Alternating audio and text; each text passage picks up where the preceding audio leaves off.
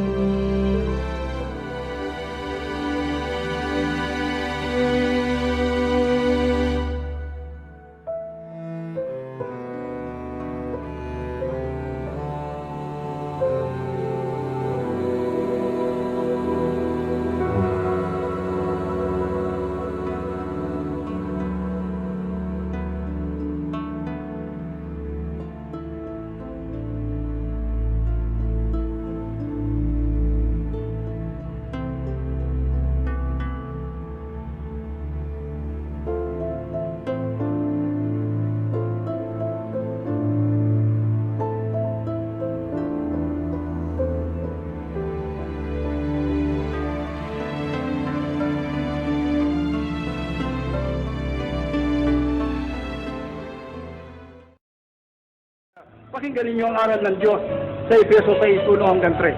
Mga anak, sundin ninyo ang inyong magulang alang-alang sa Panginoon, sapagkat ito ang nararapat. Tuloy. Igalang mo ang iyong ama at ina. Ito ang unang utos na may kalakip na pangako. Ganito ang pangako. Ano? Ikaw ay giginhawa Kita nyo? at lalawig ang iyong buhay rito sa lupa. Sino ang pinapangakuan ng Diyos ng magandang hinaharap, kaginhawaan at paglawig ng kanyang buhay? Siguro hindi napapansin ng iba ito. Pero sa Biblia, ito unang utos na may pangako. Unang utos na may pangako. Sa magatwid, ang lahat ng utos ng Diyos, may kalakip na pangako. Pero ang kauna-unahan na nilakitan niya ng pangako, ang utos, igalang mo ang iyong ama at ang iyong ina. Sundin mo ang iyong magulang kapag kami pinatutupad sa iyo ay alang-alang sa Panginoon. Kaya kung tatanungin niyo ako, mga anak, mga kabataan, paano ho gaganda ang kinabukasan ko? Depende sa tratong ginagawa mo ngayon sa magulang mo. Pagka masama ang trato mo sa magulang mo, paglapastangan ka sa iyong ama at saka sa iyong ina, kakainin mo yan pagdating ng araw. Aanihin mo ang masamang kamalasan sapagkat susumpahin ng Diyos ang lapastangan sa kanyang mga magulang. Pero gusto mong ikaw ay guminhawa, gusto mong sundan ka ng magandang kapalaran, pagsilbihan mo ang magulang mo, hindi naman yung pagsisilbing katulad ng isang alipin, igalang mo at lalo na pag ang ipinatutupad sa iyo ay ang kalooban at ang aral ng Panginoon. Sa'yo'y iniaalay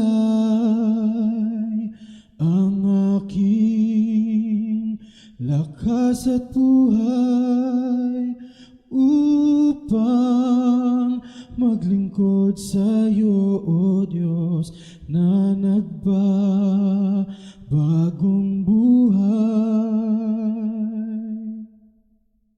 At hindi ko iiwan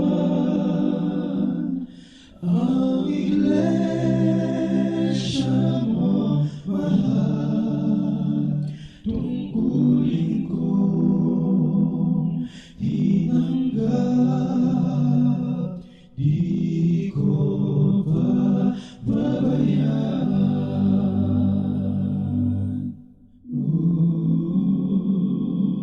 At sa mga darating na pagsubok sa akin, o maging matatag sa tiisin, pasan pa rin ang tungkulin. Kung sumapit ang araw na ako ay papanaw, ay tiyak ang pangako mo, ako'y may putong ng buhay.